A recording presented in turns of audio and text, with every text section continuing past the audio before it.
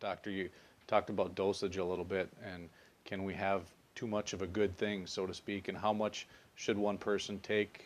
Does it depend on the person, the size of the person? Yeah, with astaxanthin, there is some controversy about it, and I am very firm in using science to tell you how much astaxanthin to take. First of all, it is a fat-soluble antioxidant, and therefore it does somewhat bioaccumulate, all right?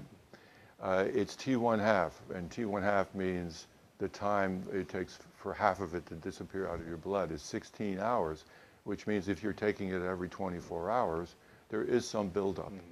And a good example of that is that if you raise a salmon without any astaxanthin or without any algae that it eats that has astaxanthin in it, the meat is white.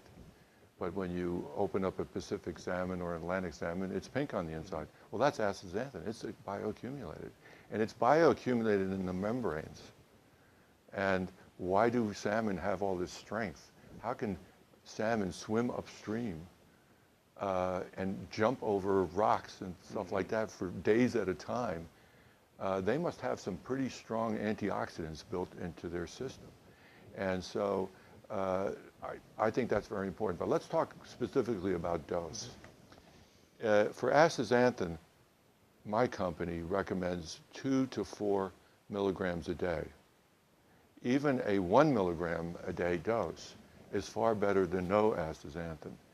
And even that 1 milligram after 16 hours, there's still a half a milligram left. You take another 1 milligram, there's more astaxanthin. It would accumulate slower. But I think the ideal dose is between 2 and 4 milligrams. I strongly caution, do not buy what people are saying about, hey, if a little bit is good, more is a lot better. Astaxanthin is not dangerous. It has an LD50 in rats that's 450 milligrams per kilo. That is just a huge number. I mean, that's like, water. So it's very safe. But carotenoids do accumulate in your body. They accumulate in your skin, which will give you some sun protection. And there is a company that has a patent on the use of astaxanthin for UV protection, a company called Cyanotech. And they recognized early on. But if you eat too much of a carotenoid, eventually you'll turn orange. You'll turn pink. And I've seen that. I've seen people taking 84 milligrams of lutein per day, and they were yellow.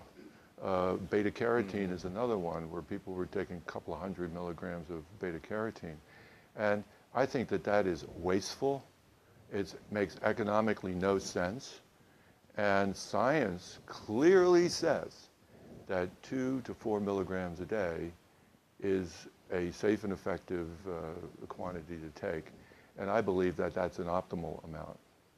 Now, if we can get it in our food sources too. You mentioned salmon.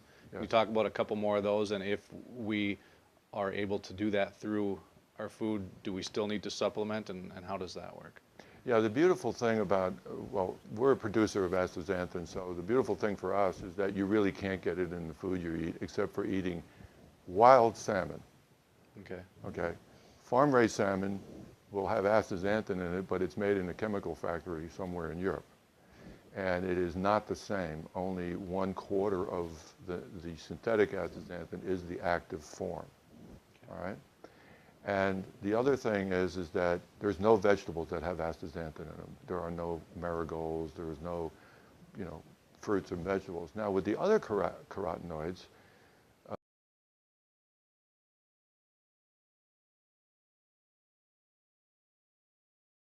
in it, and zeaxanthin is also available in things like corn and things like that. So those are available. I still believe in lutein and zeaxanthin supplementation, but astaxanthin you will only get from salmon, wild salmon. And on average, if you eat like a 6-ounce piece of salmon, you'll get 3 to 4 milligrams of astaxanthin.